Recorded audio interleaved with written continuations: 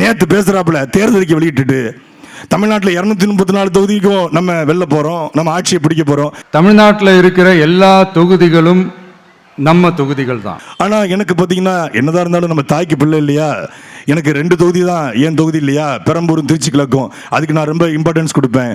அதனால என்னோட தொகுதிக்கு மாசம் ஒரு தடவை நான் கண்டிப்பா வருவேன். அதோட நீங்களும் என்ன சந்திக்கலாம். என்னமோ ரொம்ப கஷ்டம் அப்படின்லாம் நினைச்சிடாதீங்க. 2 தொகுதிக்கு நான் மந்த்லி ஒன்ஸ் போவேன். என்ன நீங்க பார்க்கலாங்க, அதெல்லாம் ஒன்றும் கஷ்டம் இல்லைங்க. இந்தியாவுடைய அரசியலமைப்பு சட்டத்தின்படி 2 தொகுதியில் ஜெயித்தாலும் ஒரு தொகுதியை வாபஸ் பண்ணணும். அந்த அடிப்படையே இல்லாத ஒரு அரகுர முட்டாளு திருச்சி கிழக்குலையும் பெரம்பூர்லையும் ஜெயிச்சா 2 தொகுதிக்கும் போவேன்னு சொல்றான். தமிழ்நாட்டுக்கு நாம என்னவாக இருந்தாலும் என்னோட தொகுதிக்கு நான் எம்எல்ஏ தானே, என் வீட்டுக்கு நான் புள்ள தானே. அப்படித்தான் பெரம்பூர் திருச்சி கிழக்கு தொகுதிகள் எனக்கு எப்பவுமே கொஞ்சம் கூடுதல் ஸ்பெஷலானதா இருக்கும்.